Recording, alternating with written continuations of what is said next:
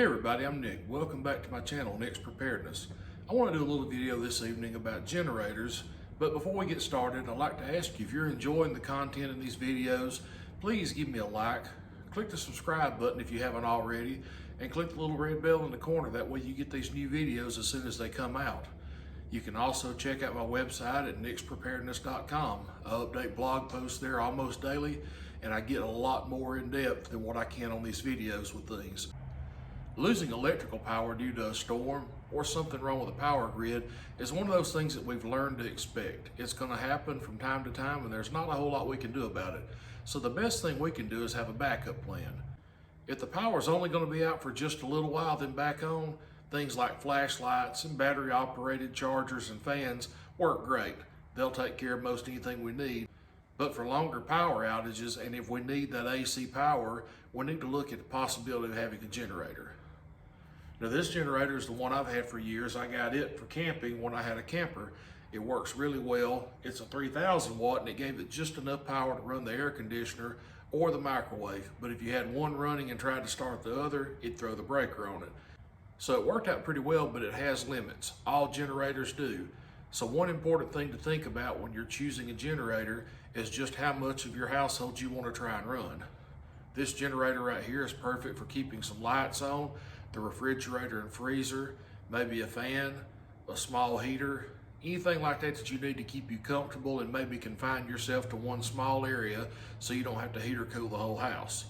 If you're wanting to run the whole house just like the power's on, then you're going to have to look for a larger 8 to 10,000 watt or more generator. Some people will go ahead and buy ones that are connected and have an automatic switch. That way, as soon as the power goes out, they sense it, they kick on, and there's a transfer switch.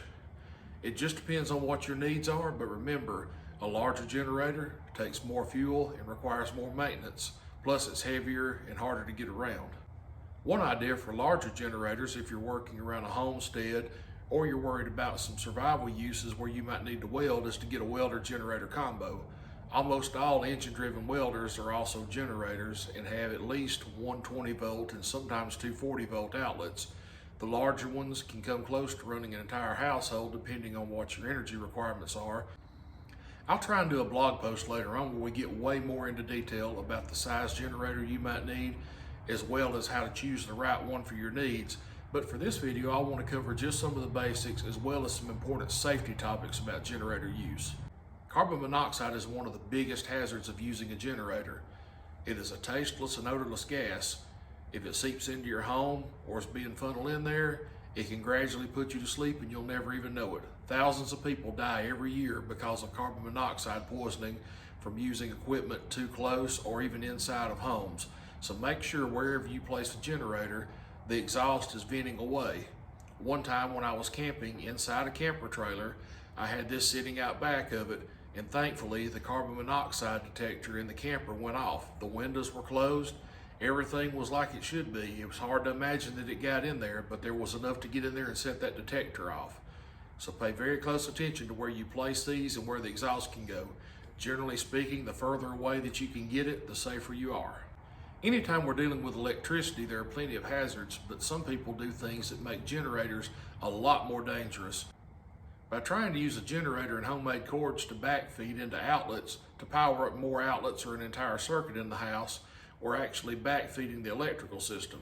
Now that doesn't sound like a really big deal, but unless we have a transfer switch that's closed, there's a possibility of energizing the line coming into the home. The extremely high voltage that moves along the power lines from house to house is stepped down in a transformer.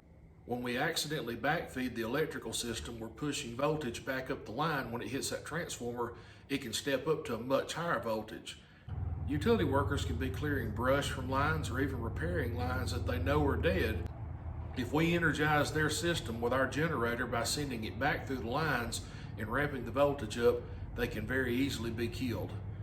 So the responsible use of generators relies on us using a transfer switch to make sure that we can't backfeed the line, or to simply just plug our accessories and our appliances directly into the generator and not try to energize our home circuits.